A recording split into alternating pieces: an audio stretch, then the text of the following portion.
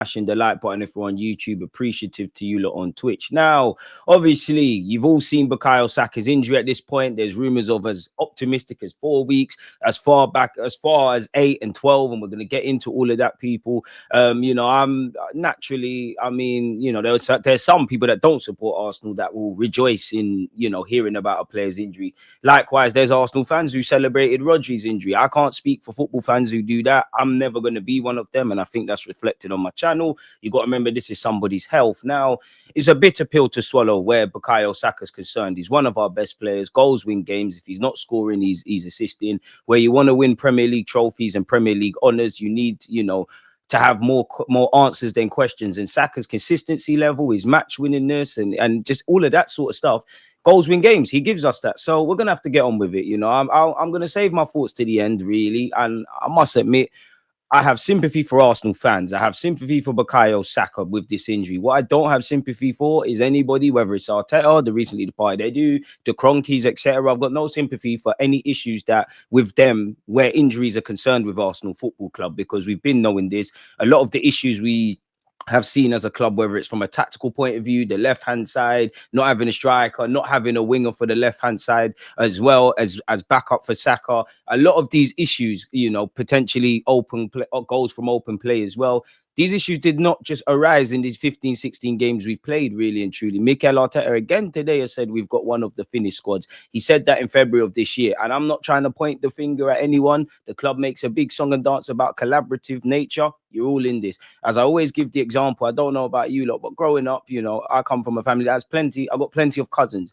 And a lot of us are of a similar age. When you go to grandma's house and you're ramping and you're enjoying and whatever, and whatnot, and you're having fun, somebody breaks something. I don't know about you lot's grandma and granddad, but nobody is asking who did what. Everybody's getting slapped, so everyone's getting hurt. So they have to hold that, really and truly. So it is what it is, man. Like, it's the same old, like, and almost an improbable task of pipping Liverpool to this Premier League trophy just got more difficult. So the players are gonna have to get on with it. The club, whatever, injuries can happen. You need to know if Saka's out, who's stepping up. Whether I think they're good enough or not, this is the squad. You knew these things were a risk going into the season, so it is what it is. It's a bit of a double-edged sword because Raheem Sterling is going to be missing. But for me, Ethan Nwaneri, who could be a silver lining in this, in a sense, people, between Ethan on that right-hand side, Martinelli, who went over to that right-hand side, Trossard, and anybody else I've missed up. Gabriel Jesus is definitely an option out wide. Gonna have to get on with it, man. I don't want to see people feeling sorry for themselves. Our season is on the line now. We've been coping with injuries. Bukayo Saka is probably the biggest injury blow we've had, but every week we've got injuries. We're still trying to fight for the Premier League. You've got the Champions League that's far from concluded. Obviously, you've got semi-finals, a two-legged semi-finals, and potentially a final in which Saka could be missing for that. It's all on the line, man. Gonna have to get on with it. January is not a nice fixture list, but this is the Premier League, man. I could sit here, and obviously there's reasons to be pessimistic and down in the dumps. I could sit here and do all of that, and there's every reason to be. But at the end of the day, life goes on. Football's still going to be played. The players that are fit go out there. And Mikel Arteta, you better damn well make sure we're able to do stuff, really, because, of course, I am definitely going to say if we don't win games or we struggle to score, if Saka was there, we might have been able to do something. But end of the day, he's not there. Make it happen, man. Many fans wanted to sit there and tell me, oh, the season before last, we got 80 odd goals. That last year, we got like 90. And I broke it down. I said, I like that. But who is going to get the goal? Saka is the only one in August. You bet your life for the majority of the season is going to do it. Cool. I love the fact that we score set pieces. But open play, there needs to be something. When the set pieces isn't quite happening, which 9 times out of 10 it is. And the general playing there has to be solutions. So for me, mentally, it's not that I'm not upset about Bukayo Saka's injury or what it means, or the better yet, the ramifications of Arsenal in the Premier League. It's to a degree I'm mentally checked out, because how much times you're going to do the same things and expect something different? It's not going to make any sense, really. So all I would say with Saka, again, it's not a silver lining, but this is your first significant injury. Saka's had some good moments in his career, had some bad moments, had to bounce back from the penalty miss, runners up in the Premier League 2 years in a row now, back-to-back Euro finals L's, first significant injury at 23 years of age. And it even sucks a bit more because we all know Saka needs rest, and I do think us fans do a bit too much in that. You look at the best players out there, Whether the fixture calendar list, there's too many games and players need rest, there's a wider discussion, but the best players play a lot of games. That being said, Saka has needed to be rested. The man's 23 years of age. He's played 250 odd times for this football club. Captain's ass. I can't give Saka any more plaudits, but this is the first kind of, like in life, you're never just on an upwards trajectory. Life, you're never really down. There's highs and lows. So I won't go as far as to say it's something for Saka to learn from, but it definitely is. Of course, the man's going to be gutted. You can't do your job, which you like doing as a footballer. You can't assist your team until you're back, obviously, in trying to win major honours. But injuries are nothing exclusive to Arsenal. Yes, we've had a lot of injuries, but it is what it is, people. Like, since the season kicked off, we've been dealing with this. So for me, I'm kind of... It's not that I'm, like I said, it's not that I'm out over it, but it's like, if we haven't addressed the same talking points we've had year in, year out, and the fallout with that, how much energy can I really give this? I love the football club. We keep going. Like, as I said, there's a million reasons to be negative, and I'm not with being blindly optimistic. There's a million reasons to throw in the towel and woe is me. I'm not on that. I think that's a pussy old thing. At the end of the day, there's 20 odd games or so to play in the Premier League, however many in the cups. Unless the world ends tomorrow, we're gonna have to get on with it, man. It's as simple as that. Now, if we break it down, and we have got a lot to go over, Mikel Arteta said it's not looking good. He's going to be out for many weeks. Some of you would have seen the aftermath of the Crystal Palace game. He was on crutches, and I'm no physio, but once you hear hamstring, especially someone like Saka that's playing week in, week out, once you hear hamstring, it's peak, really and truly. It is. For me, when someone's got a hamstring injury, they're missing. They're out for a month. And Saka, there's some that say he'll be back in March, but it's a huge blow. But it's going to be a big exercise for us to overcome another challenge. It's for you to overcome. It's for you. Well, us in terms of the players, but it's for you. It's you, Mikel Arteta, that's got to do that. Us fans ain't got to do that. Fans, and I said I don't agree with it, but fans can do the woe is me, I told you so. Again, I feel going into this season, a lot of the issues and frustrations that I feel like when we drew against Fulham, when we drew against Everton, other games we haven't taken points. I feel there's plenty of negatives to have in that game and talking points, but I do feel external factors or external points going into that game create a spillover. For me, you can't keep doing the same things and expect different results. The squad is too small. You don't have other players that pull their weight. Saka's not there. Yes, Gabriel Jesus, you lot know I love the fact that he's doing what he's doing, but Saka's the only one that's going to show consistency. So you're going to have to live with that, man. It's long now, like, if I'm honest with you. Saka's out for many weeks, as Mikel Arteta said. We all know he was out on crutches at Selhurst Park. The 23-year-old has 9 goals and 13 assists across 24 games. Now, goals win games. Assists indirectly lead to goals. So that's the ramifications. If you just look at it from a job perspective, you've got somebody that's doing their job. Who is going to do it for them? I hope Gabriel Jesus can show us a bit of form. I hope Raheem Sterling can get an opportunity. I hope Trossard and Martinelli can show something. Ethan, on where he has to get some game time off that right-hand side, and you're praying there's no injuries. Mikel Arteta finds solutions. Now, we can look towards January. On the best of days, when everyone's fit, there's a case to make about we need to sign people. We all know January is a difficult time.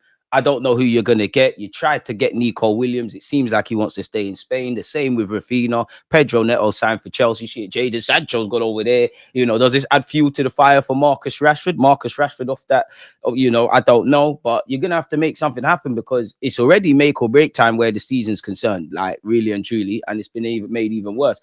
It is what it is. You're right about that. He's injured. We cannot change it. We're going to use this time now to help him, which he deserves. Arteta also said he's putting some ideas together with Saka's absence. You should have been doing that in August. You need to know, if Saliba and Gabriel get injured, what's the best partnership at centre-half you can put in? If something happens to Benjamin White, who's going there? If anything happens to Declan Rice, what's going on? If anything happens to Raya, what's going on? If anything happens to Thomas Partey, what's going on? I want to pick my words wisely. But Saka's probably been due an injury like this. We've probably been due the prolonged absence of Bukayo Saka, owing to the amount of games the man's played. But we're going to get onto that. We've also lost Martin Odegaard, which was unheard of. So again, whether it's recruitment, being able to cope with injuries, tactical stuff, if we still want to be a team that fights for the league indirectly, where Liverpool are the front runners and gets to trophies and gets to competitions in the respectful rounds, we've got enough. But if you want to win stuff, there's certain questions that can't be answered. Now, granted, people could sit here and say, but what if Liverpool's Mo Salah got injured? Of course you'd miss Salah. But bro, you saw what he did yesterday. You could see his statistics. Salah's a Premier League, Liverpool and footballing legend. And I'm not saying that they wouldn't feel that absence. But if Salah's not there, obviously nobody's of Salah's level. But historically, when they were fighting for leagues, if anything happened with Salah, you had Mane over there. And at this moment in time, whether they're as good as as good as Salah, sorry or not, you've got Cody Gakpo, you've got Darwin Núñez, you've got Jota, Harvey Elliott, and Curtis Jones can play out there. I'm probably missing someone. With us, boy, because even when everybody's fit, you know if Saka and Odegaard are not there or they're not doing the business, we're an issue. So this is nothing new. We've Arsenal fans have been saying this. Like for me, I love the club. I want us to fight for stuff, but until there's answers for the questions I have purely under the guise of winning Premier Leagues and champs, to a degree, I'm emotionally checked out because you knew these are things that are going to happen, especially in this season, especially off the back of last season where. Don't get twisted. Historically, Arsenal pick up injuries. Last season, Tomiyasu and Partey were missing. Timber bust his leg on the first day. But generally, and there were 1-2 players missing here and there. But we had a clean run.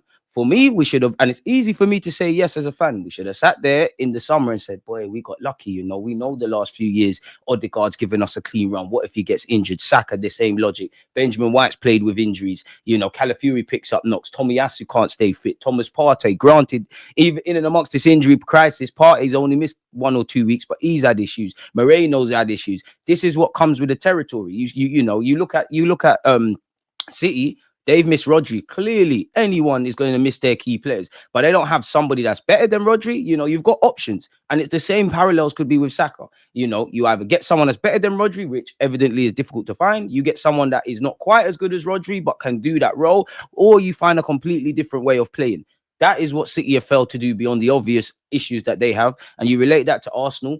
The drop off, I feel, on that right hand side, if Saka isn't there, is a madness. I don't feel anyone's really convincing off that right hand side if Bukayo Saka is not there. I know after the Crystal Palace game, people would say, you know what, Martinelli, if you can play on the left, you can play on the right. And you could say with Martinelli's general decision making, being a right foot on the right hand side, in theory, you probably have less options. So that could help him. Trossard can play over there. Jesus can play over there. The young Ethan, there's minutes there for you. And thank the Lord for you and Lewis Skelly, because it would look a lot more darker.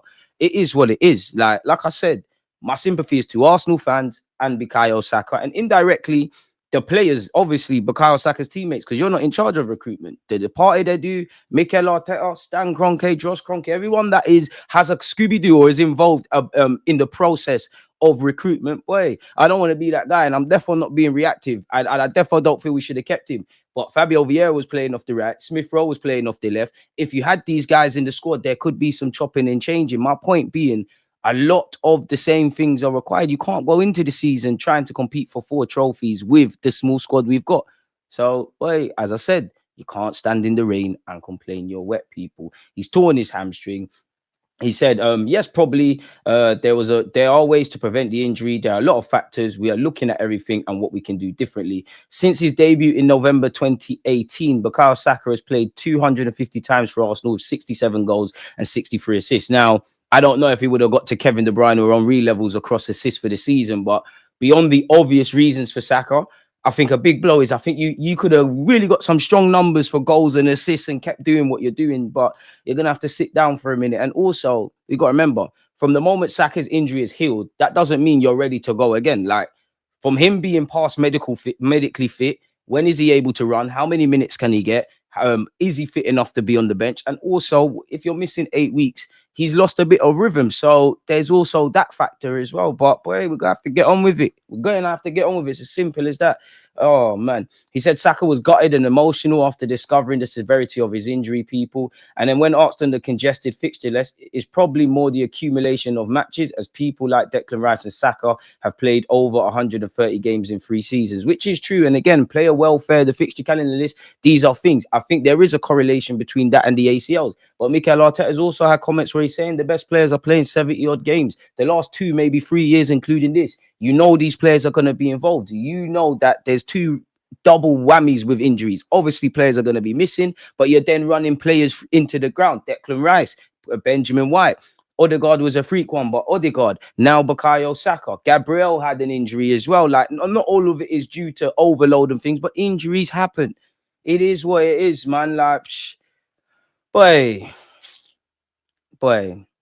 Again, Raheem Sterling is also sidelined for a few weeks, allegedly due to a knee injury, which again, you need to get yourself fit. In theory, if he is to miss 4 to 6 to 8 weeks, and some go as far as to say 12, obviously he won't be playing against Ipswich, Brentford away, Brighton away, Newcastle United, the North London derby, which, to be fair to you, Spurs obviously will raise their game. But based on what I've seen from Spurs, if you away from what the game is and Saka being a great player, if you can't get something against United and with their current form and Spurs at this moment without Bukayo Saka, there's issues. Newcastle's a nasty fixture, as is Brentford and Brighton away. Ipswich, yes, that is one Arsenal should be winning, but you could argue that's a potential banana skin. And although Liverpool beat them in the early weeks of the season, they made it very difficult for them. They've beaten Spurs, they drew with United, and it's that cliche thing about, every game's a cup final, etc., etc. We have no margin for error. Liverpool look like they're not stopping, and when they keep winning, I do think Liverpool have a blip and drop points like against Fulham. But when you keep winning games and doing what you're doing, you give yourself a certain floor in. Liverpool are not going to win every game from now to the end of the season,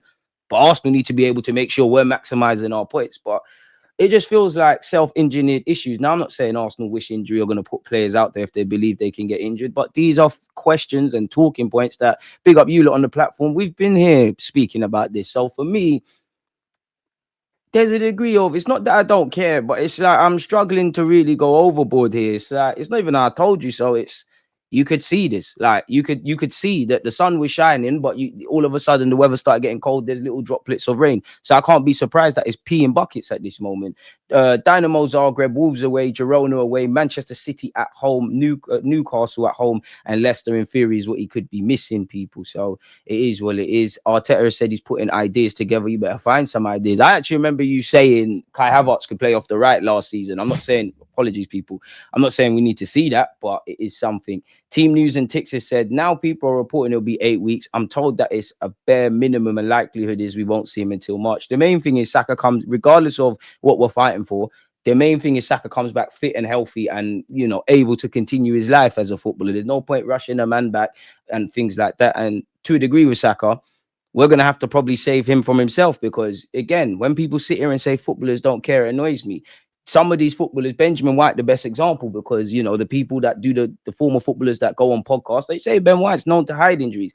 If you're Saka and you want to, you're one of the poster boys, you want to win a title, you might in your heart know that I'm probably 98% fit, but you know that there's that added percentage that you're not fully there. You're going to tell the physio you're good. So there's a degree of having to save people from themselves, people. He's torn his hamstring and he's out for at least 8 weeks, man. But yeah, he's likely to be sidelined for several weeks with an injury to his right hamstring. He suffered that against Crystal Palace, and we all know the games he looks to miss. Assuming it's a moderate hamstring injury, the typical recovery time is between 4 and 6 weeks. While Saka has often returned fairly quickly from injuries, the worry is that it is the third hamstring issue he has suffered during this campaign, while he's also had a thigh problem last season. And also, you go back to the last international break, he missed games. Now, someone like Saka is going to have hamstring injuries. I'm pretty sure you was to speak to Saka, to Salah, to Rodri before the injury, all the guys that play week in, week out. That is something. And I'm not, and again, I do think on one hand, people do too much with players need to be rested and all of that. But at the same time, if that is his third hamstring, we all know that's an overload injury. We all know Saka plays a lot of games. So again, we didn't have this conversation this season or last season, or even the season before that, where, boy, Saka plays a lot of games. We need people to come in. It is what it is. He missed 2 games for Arsenal in October. He missed the last international break. This season, he started 16 of our 17 league matches and 5 of our 6 in the Champions League. Plus, he did start in September against Bolton. Last season, he missed only 3 league games, so he's quite durable, people. He set a club record of playing in 87 successive top-flight games. So he was due this. It happens. The more you use something, the more things break, no? It is what it is, man. We're going to have to get on with it, man. We're going to have to get on with it. Mikel Arteta said he's worried as well. Is what it is, and it's the first proper, well, he's had a couple of injuries, but I would say this is the first significant kind of injury, and Saka's a durable player, so that's what makes it even more scary. It is what it is, people. But for Saka, all you can do is just focus on your rehab, innit? There's not much you can really do. And for me, beyond the obvious, one thing I'm peed off about is, like, I like watching Saka, obviously, and for me, like, where you look at the Premier League, we'll get onto it, but where you look at the Premier League top goal scorers, bro, there's bare man in double figures. Like, as much as Haaland's in issues, he's still on double figures. Saka's probably our top goal scorer in the Premier League with 5 and 10 assists. So 13 assists, 9 goals in 24 appearances. That's great. I think Saka was going to get some strong numbers, right? We've got an issue around scoring. You know, Saka has been one of our top goal scorers. Prior to the Crystal Palace game, Kai Havertz didn't score until, and I'm not getting at the players, but Kai Havertz didn't score before he scored against Palace. I don't think he scored. The last time he scored was mid-October, right? Gabriel Jesus has been a big part player now. Big up Gabriel Jesus for the form he's shown in the last 2 games, and he's had a great week, right? But what, in the Premier League, he's got 2 goals already now. Like, well, if that. And in all comps, he's probably one of our top goal scorers already. And in the Premier League, he isn't that far removed from what would be our top goal scorer. So it kind of piggybanks in our issues of goal scoring. We all know if Saka doesn't score goals, we're in trouble. And a lot of Saka's goals and assists have been match winners or goals at important moments. So it's more the drop-off. So these lot gonna have to get on with it, man. Again, you look at the top goal scorers. I don't know what is all this. What this ain't this year. It's trying to stitch me up. But yeah, we ain't got no one serious. Like, you look at the double figures, we're not there really. When do you actually see Arsenal on that? In fact, better yet, in the Premier League, who's bagged for us? Kai Havertz, apologies, is our top goal scorer with 6. Kai's got 5. Martinelli hasn't been really scoring goals, got 4. We're going to need Gabriel Magalhaes to chip in a lot more, really and truly. And you know what, Gabriel Jesus is, you know, you found 2 goals and you're already tied with Thomas Partey. Who did Partey score against? He scored against Villa. Did you score against Forest? Who did he bag against? Fair enough, man.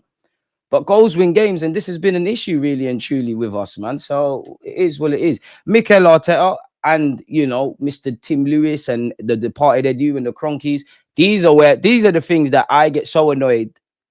I'm emotionally, I've lost my emotional investment beyond my love for the team. We started the season with one of the finished squads. Now, I'm not trying to scapegoat no one. You lot see the date here, right? February the 1st, 2024. Mikel Arteta came out today on the 21st of December and said we got the smallest squad. In February of this year, he said, we have one of the finished squads in the league, that's for sure. When you talk about the numbers, especially in certain areas, we are really thin. If I didn't tell you that was said in February or that was said right now, when would you have thought? How much time are you going to do the same things and expect different results? Fair enough, though. And we all know prior to this week, we was up there. Well, we still are up there. We was up there for injuries. Now, obviously, people have played games. There's been injuries and whatnot. But at our point, we had 16 injuries. Our players collectively missed 406 days. It'd be a miracle to see Arsenal win something of significance this season. But for me, I'm only mentioning this because we know this as Arsenal fans and football fans. Injuries are no excuses. Of course, they play a part. Everybody gets injuries. It's probably now 17 with Saka, which ties us with Ipswich and Brighton. It's not really the league table I want to be at, but it could be better. And it could be much worse, man. We'd hope to be lower down the list, but it could be much worse. It is what it is. My point being, everyone gets injuries. And then you look at last season. We didn't learn our lessons, and thank God for our blessings, because we had a clean run with injuries last season. This is an article from May, people. Where would Arsenal be? We had 23 separate injuries, so we're lower the list. If we were really looking at this summer and thinking, how do we get better? Obviously, recruitment across several positions. But the point had to be, even Arteta said in pre-season, we were lucky with Gabriel, Benjamin White and Saliba, who apart from Saliba, who got suspended, we've had injuries. We should have thanked our lucky stars and prevented that, really and truly. Fixed the roof while the sun is shining. Because when it rains, a bit like what you saw in Amarin's press conference for Man United, it gets long. So this is why I love the football club. We'll ride the highs and the lows. But when you lot want me to sit here and say we're going to win this, going to win that, you're too positive, DG, you're too negative, I can only comment what's in front of me. There'll be a day, I believe wholeheartedly, in August, going all the way to May, Arsenal can win the league. But that is when that will be when I have less questions and more answers. Right now, there's questions for the questions, and every week there's another question. It is what it is. Mikel Arteta said we have to be creative. Brother, you have